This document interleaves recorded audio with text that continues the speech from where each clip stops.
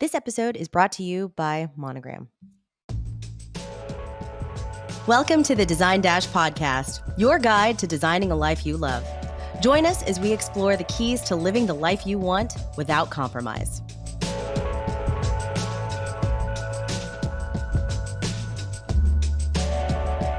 Welcome to the Design Dash podcast. I'm Laura Umansky, your co-host, here with Melissa Grove. Hi, Melissa. I am thrilled to introduce today's guest, Linda Holt. She has a rich background as one of Boston's premier commercial headshot photographers for over 25 years. And then she made a dynamic shift in 2011 where she launched her own interior design firm. So she is in the interior design firm industry. And after a decade of shaping spaces, she's now pioneering an exciting venture where her passion for photography and design intersect. So she offers specialized online smartphone photography classes, empowering us designers and professionals to take control of our visual narratives.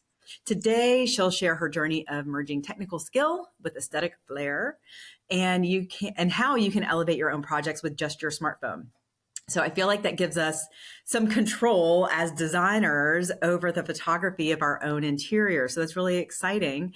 So Linda, just tell us, welcome, first of all, hello. Thank welcome. you. Thank you so much. And really a pleasure to be here today. Yeah, and I'm sure a lot of our listeners have actually heard about you because you have been teaching smartphone courses for 4 or 5 years now. Is that right?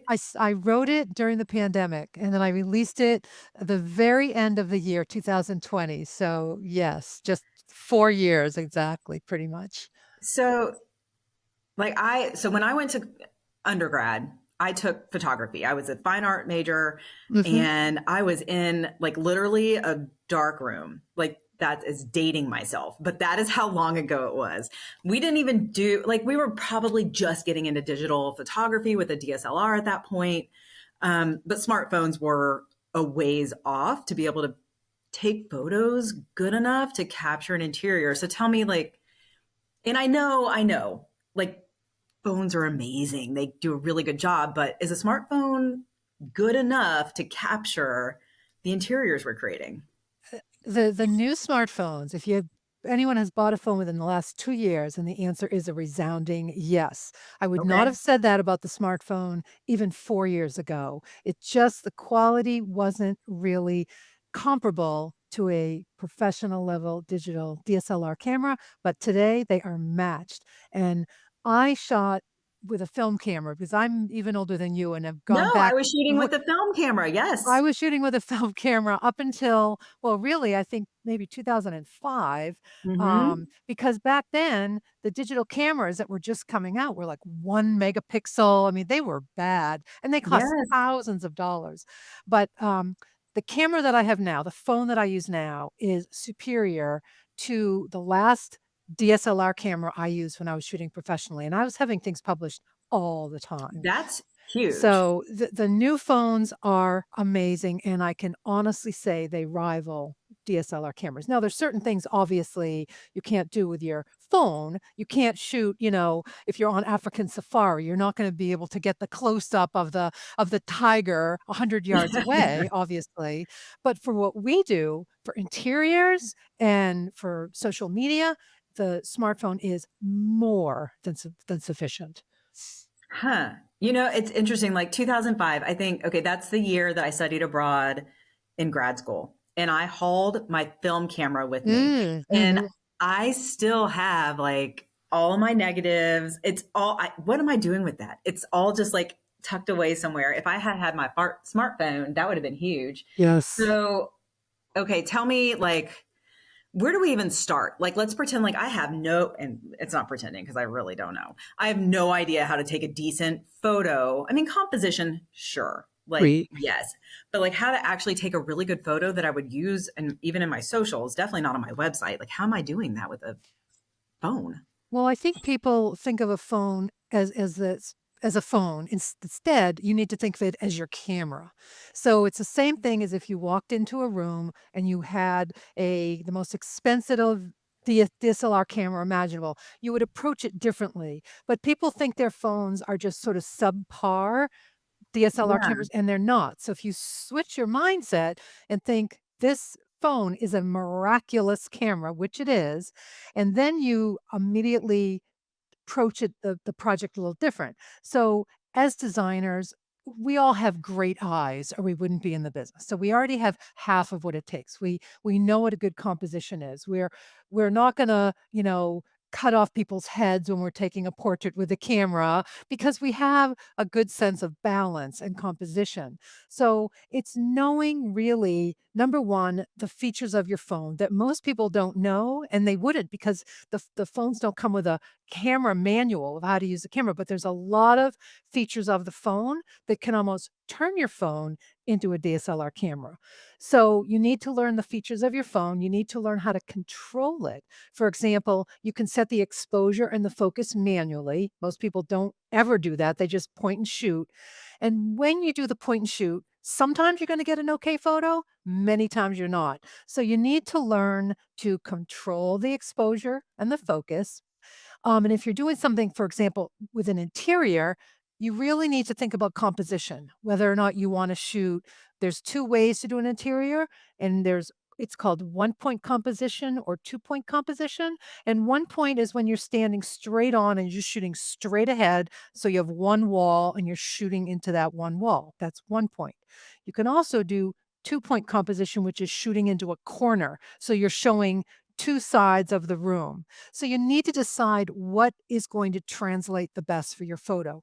Generally, with interior design photography, you want to shoot the majority of your images straight on in 1-point composition because that's going to show the features of the room, the design elements that you selected, whereas 2-point composition is really more about the overall space, the size of the room. Real estate photographers shoot primarily in 2-point composition. So just knowing a few of those things, like, 1-point composition is going to probably work best if possible, setting the exposure manually so the exposure is good, the photo's not too dark or too light, locking your focus on what you want in focus. So if you want the drapery way at the back of the room, sharp as a tack, you'll set your focus on the drapery. If you want a custom pillow in the foreground, sharp as a tack, you would set your focus on that. So it's just doing a few controls on your phone and treating it more like a DSLR camera rather than just, thinking of it as a subpar camera and just doing a point and shoot. You're not going to, probably not going to get a great photo if you're just doing the point and shoot. I don't know, Linda, this could be dangerous now. You're making it seem like anybody can do this. I know that when I'm on a photo shoot and I'm using my phone, right? Because I Mhm, think mhm, first of all, photography is a huge investment. And I do think that as an interior designer, you have to make that major investment in some of those projects. And we mhm, do. But there are some projects where, we did just one room. And mhm. so getting a photographer for the day doesn't make sense. And so we do use our phones. One issue that I always have is with straight lines, Uh-huh, with where the wall meets the ceiling, where uh-huh, walls meet walls. uh-huh. And then I take a look at your photography that you've marked that I took this with my phone. You Uh-huh. don't seem to have that problem. Like, what am I Well, doing wrong? there's 2 things you can do to, help minimize those bending lines. So one thing about all smartphones is when you open up your camera to that default lens, that's really a wide angle lens. And what happens with a wide angle lens is you're going to get bent lines. So there's a couple of things you can do to minimize that. The easiest one is to hold the phone correctly. So what happens is most designers hold their phone up by their face and but the what they're shooting, the room, is lower than their sort of mid-chest level, so they point the phone downward. The moment you tilt your phone either downward or upward, you're either gonna get converging or diverging perspective lines. So if you hold your phone so it's on a flat plane, generally, like, waist to like, mid-chest level, that is the same plane as what you're shooting. Your phone is not gonna be tipped downward or upward. That's gonna help with the straight lines. The second thing you can do to help get straight lines is stand back from what you're shooting as far as possible.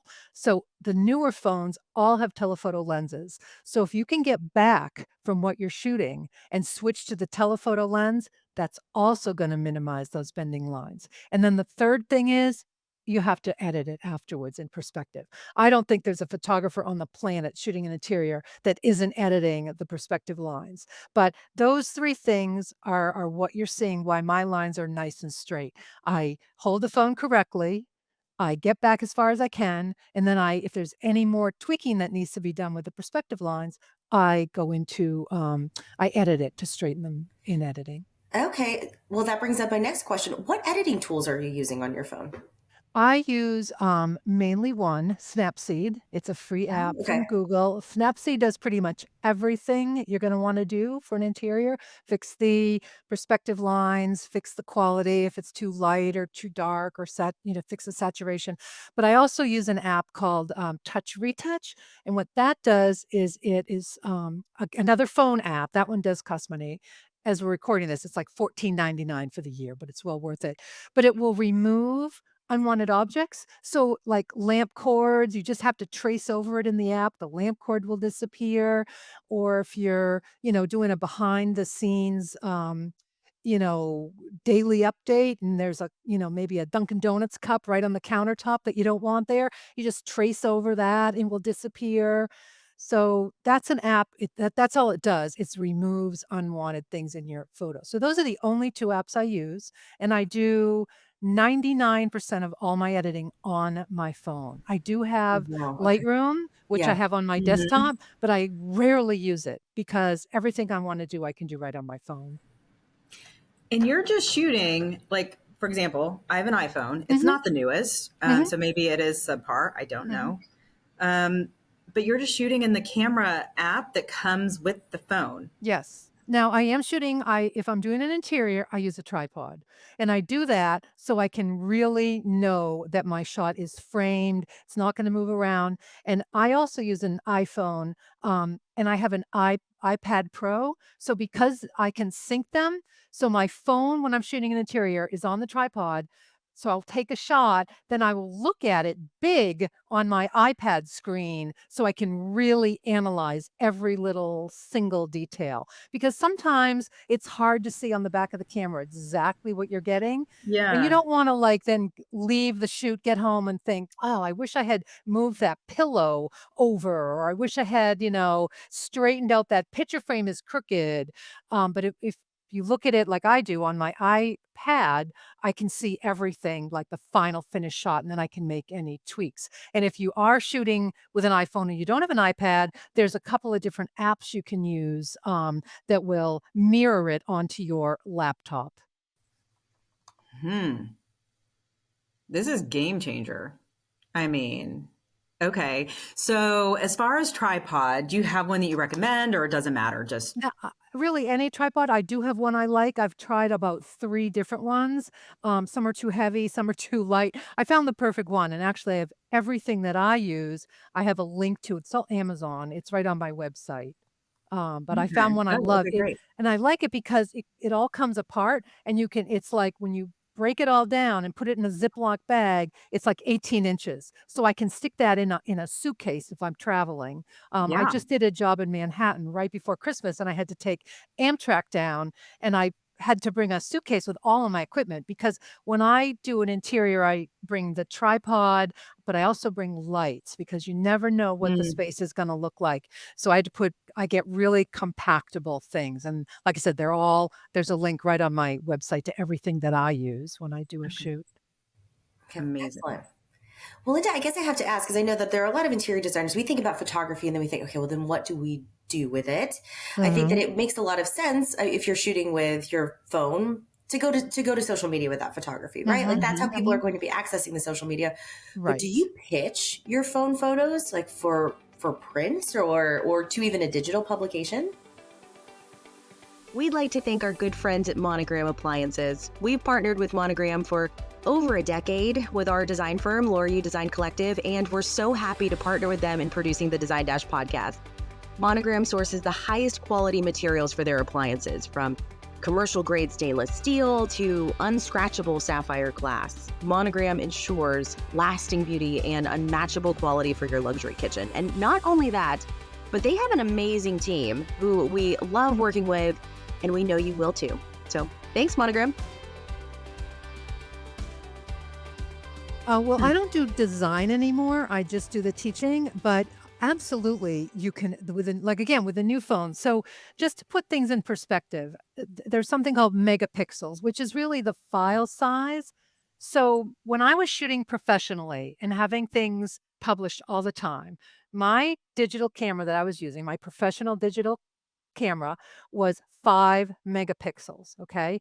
The new phones today are 24 megapixels, and anything between 8 and 10 megapixels is sufficient for print.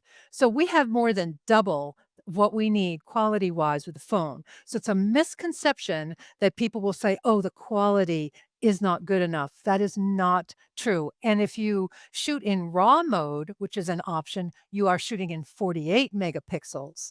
So it is, again, more than enough to shoot in. And just a quick funny story, just before the pandemic, I was working for a local home magazine, and I did the trend report. So I would travel to KBIS and High Point, and I would do all the photography with my phone. And this was an iPhone 6. We're going back.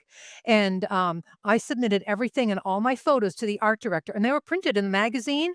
And he never knew I was shooting it on an iPhone. And one time he made this really disparaging mark about the general public that were sending in photos, their crappy iPhone photos of their house that they wanted published.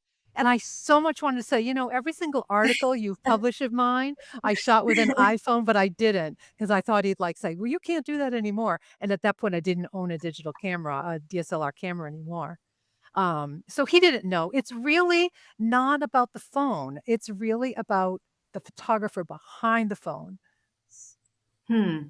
And honestly, I am so passionate about this that I really do think anybody can shoot interiors. And I know they are because I see what my students are doing now. And it's you would not know that they didn't pay a lot of money to have that done. But honestly, just on a little bit of a tangent on this, if you don't take the photo, you don't own the photo. And I think with copyright issues today, it is so important to own your copyright. And a lot of pros will not negotiate that with you. They want to own the copyright and they won't just give it to you outright. So, just something to think about down the line. So, even for social media, you have to be very careful posting someone else's photos on your social media without specific instructions or permission to do that. But if you're shooting, even if you're hiring the photographer to do the portfolio shots, which is what your agreement is, you could be there shooting all of the other shots that you own. They're on your camera.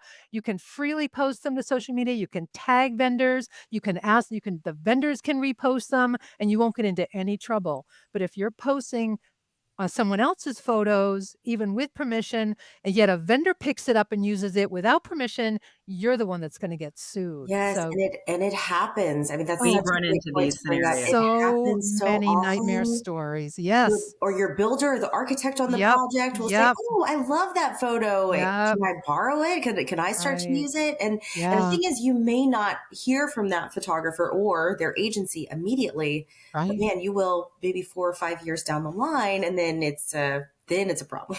I Yes. just talked to I've heard so many stories. I know 3 designers personally that have been sued by the photographer, but I just, did a talk in New York a couple months ago, and the woman that organized the talk told me that they wanted me there because, one of their members had permission to use the, photo on social media, but a vendor had intern for a vendor had picked it up and put it on their online website, and she got sued for a lot. And she Yes. also told me there was a professional photographer that she knew that told her he was making more money suing for unauthorized use than he was being booked as a photographer. So that should be a huge red flag to people.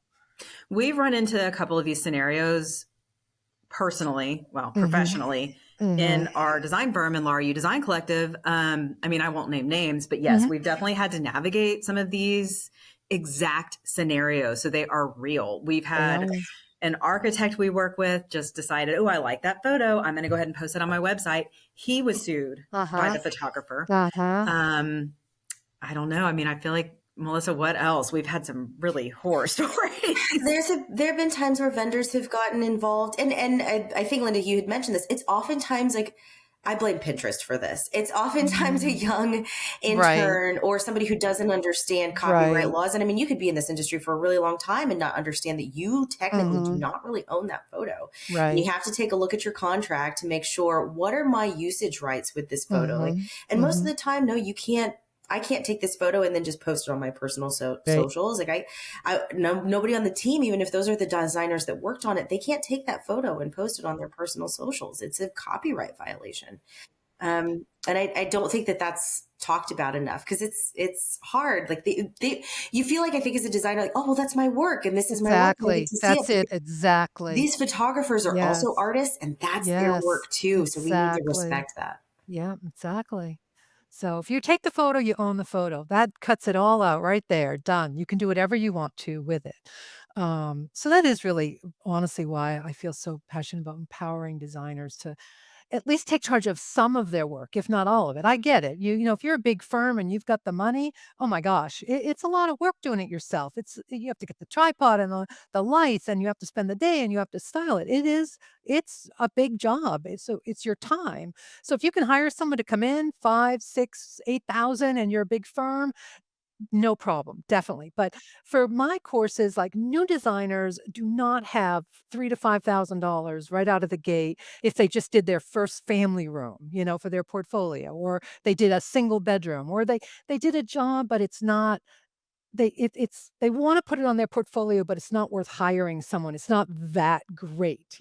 It's they had to keep some of the client's furniture that they didn't love, so, it's not all or nothing. You can use the professional for your portfolio shots, or, if you have the finances, but a lot of designers don't really have the finances because I don't know, like, where you guys are, but in Boston, you call one of our interior design photographers, their minimum is 3,000 to show up, and it can easily go to 5,000, $10,000 per project, and, if you're a new designer, been in or just done 1 room, you're not gonna pay that. It's too Right. much. I agree. I mean, and we have we're a larger residential firm. And so by we, I mean, Melissa builds our budget every year and Mm, we estimate how many project shoots we're going to have. And it's a big number it is and big. it can be daunting. And Yeah. even as a larger firm, we're selective about what we shoot Mhm. professionally because of Yeah, that cost. right. But I want to go back to something you mentioned earlier, and it's that pivot point from you had Mm, your own design firm. mhm. Obviously, like everything you're saying, I'm nodding my head because I'm like, Well, yes, we have experienced that. And yes, is expensive. And no, we yeah. don't want to shoot everything because maybe the client used some of their own furniture that we don't love. Mhm. Yep. Anyway, you're speaking from direct experience. So why the pivot away from doing your own interiors into teaching photography? I absolutely loved working as an interior designer, and as we got closer to, like, the COVID, things were going kind of sideways even in 2020 or 2019. I was having just seemed like I was cursed or something. Things were coming in broken, things were back ordered, and we'd wait 8 months and then get an I email think that we it can was all relate that you feel discontinued, cursed. and I don't have that kind of personality that can deal with that amount of stress. I just thought to myself, "I can't do this day in and day out." I wasn't sleeping at night, and I think because my personality is more of a people pleaser and I wanted everyone to be happy, I was putting myself in knots trying to please everyone of things that were totally out of my control. Um, and during this time, everybody was saying, "Oh my god, your pictures look so great," and, "How did you do that?" And I heard from so many people that didn't really register until COVID, "You should do a class for interior designers on how to use a smartphone," because everyone knew I was shooting my own projects with my phone. So when COVID happened, it was like for me, it was a blessing. I know everybody was miserable in COVID. It was like the best year of my business because I was like, stopped working with clients. The stress went away temporarily. I mean, certainly financial stress was there, but I really was able to focus and I wrote the class.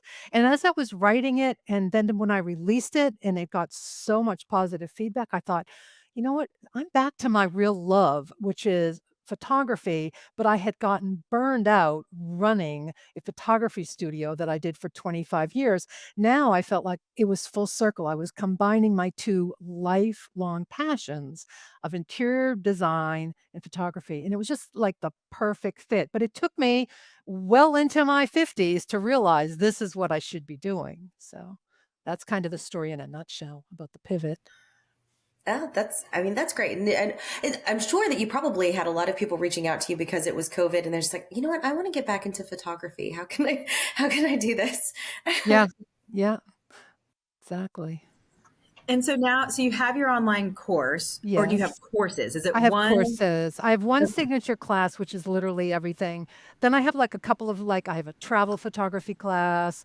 Oh, I have a how to shoot your short-term rental class. Then I have mini courses, just if people want to know one thing, like how to shoot window treatments, because that with an interior is probably the most challenging shot is shooting window treatments. Um, yes, because I'm looking at mine in my own living room right now, and I'm like, those pleats aren't perfect. Like I could never just. It would take me an hour to get that to where I But could even shoot the it. lighting, because you have a bright outside and a darker inside, so that's really the challenge True. is getting the lighting right. So, yes, I have a bunch of classes, and I also do every month, I do a live workshop of one Okay. particular topic. Just this past well, I already did it in January, it was a concentrated masterclass on just interior photography. February, I'm doing one just on editing for interior designers because we have certain things we need to edit. Number one, perspective. That's the big one for designers is learning how to do that. What about styling, Linda? I always Mhm, feel like, we style most of our shoots, but we use a mhm. stylist. Do Yeah. you still use a stylist for your shoots? Or are you also styling on your own? I'm styling too, Okay. for the most part. I'm styling, yes. Okay. Yeah, that's a big job It styling. is, it is. I do actually I have uh, uh, in what is she? She's floral stylist, that's the word. Yes. She will do all the flowers, and she's great, and I find that if she does that and she'll also do, like, fruit for the kitchen and things like that. And other than, the look today is more less styled anyway. If you look at Hmm. the design magazines, we're not doing so much of, the tray on the bed with the bud vase, and that's kinda like passé. We Yeah. want a more realistic I mean, I don't know when the last time you made your bed in the morning, went down in the kitchen, got a tray, put a bud vase on it, and a calendar open with a pen before you left for work, but And I that's think we've actually adopted that some in our photography now too. It's like a little bit of a rumpled bed. It's not Yes, so yes, pristine and perfect because it's exactly. not comfortable too. So exactly. So I always say less is more with styling. I mean, I do think you want some beautiful, flowers, and you definitely want something to make the kitchen look lived in, fruit, vegetables, whatever. But I don't do a lot of styling, because it'll be in the design. You'll have your pillows on the bed and on the sofa. So, a nice styled coffee table with some books and, a plant or something. But Good to go. you don't really need a whole lot of stuff unless it's like an empty, just the furniture's in and the client does not have one single accessory, then that's a different story. You need to probably hire a stylist to do that. Yeah. So when you're approaching a shoot and you're doing it Mhm. with your phone, which as you mentioned, just think of Mhm. it like a camera. What are Yeah. some must-haves? Because florals is definitely something for us. I mean, we never shoot without Mhm. flowers. Mhm.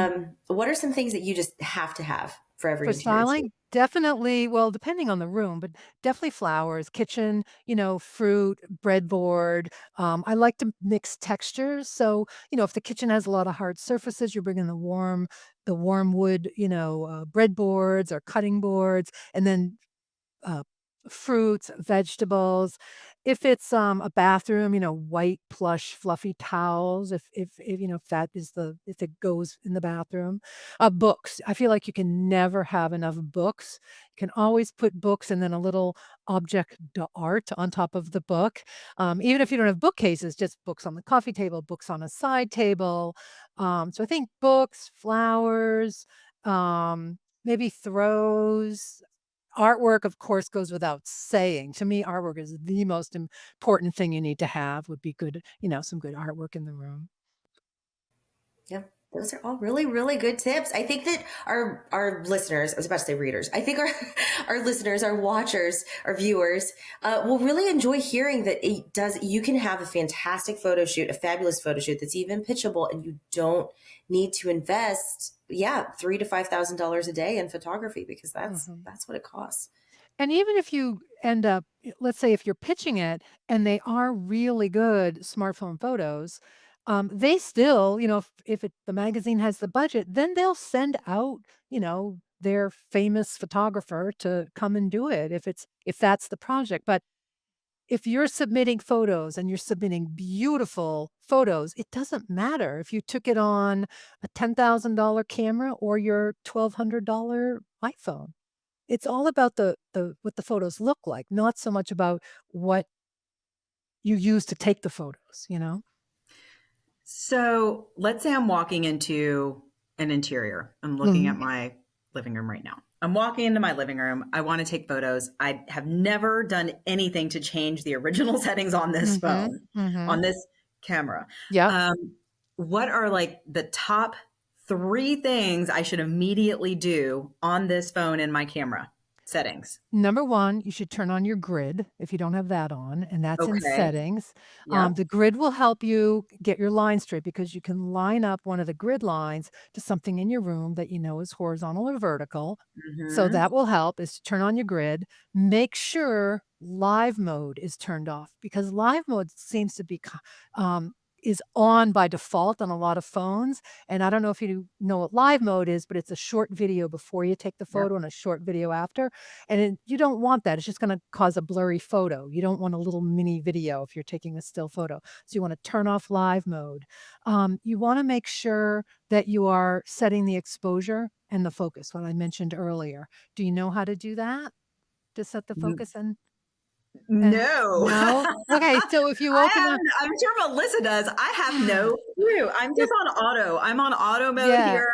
I'm just So pointing and shooting. if you open up your camera and the Yep. photo doesn't look like it's lit properly, you can tap on the phone exactly where you want the light meter to set the light reading, or you can tap and hold. If you have an iPhone, you'll see a yellow box will come up with a little Yep. tiny sun icon. If you slide your finger up the screen, you'll brighten the entire image, and if you slide your finger down the screen, you'll darken the entire image. That gives you Never knew full that. control over the lighting, because oftentimes in interiors, the phone tends to wanna photograph it too dark. So you're generally gonna wanna lighten it up a little bit. That's fabulous. I did not realize I could do that. Okay. I'm on, So like off and running just with like three tips. This is in amazing. a month from now, you'll be photographing all your big projects, you and your Oh, phone. yes, totally, Linda. That's what I'm going to be. But Melissa would definitely, I never think a let me do that. tripod is really important. I can't stress that enough because then you can really Yeah. set the shot up and get it right, and you don't have to worry about moving it. Well, I'm just thinking for our in-house marketing at Laura U, we need at a minimum a good tripod and a Mhm, very decent iPad, mhm. which we don't have, not for marketing. We have an iPad for design, but not for marketing. Melissa, do we need these things? I mean, we can also we can use our laptops. I think bringing the Okay. photography in there, and I mean, Linda, you said that you just edit on your phone with Snapseed and Touch Retouch, and I don't use Snapseed, but I use Touch Retouch. So I mean, it just I don't know. It seems easy. I know it's not. I think that there's so much that goes into it, but it's simple. You know, there's It just a is few things that simple. you need. It's just like anything. I'm trying to learn video right now, like Mm, filmmaking, which is mm-hmm. so out of my wheelhouse because my whole life I have looked through a lens at a static image, and video is so different. And I'm watching the tutorials, but if you don't practice, like I'm not going to get any better. Even though I watch it, and I'm like, oh yeah, I see what he's doing. I have to physically force myself to do it so and it's terrible. My first ones were so bad, but I am slowly getting better, and it's the same thing with the phone. You can't just buy my class, watch all the videos, and then think, "Oh, I'm gonna go out there and do a bang up job photographing my project." You have to practice, and you wanna start with your own home, practice in your living room, get the tripod, see if maybe you wanna invest in the lights, and then play around with the lights.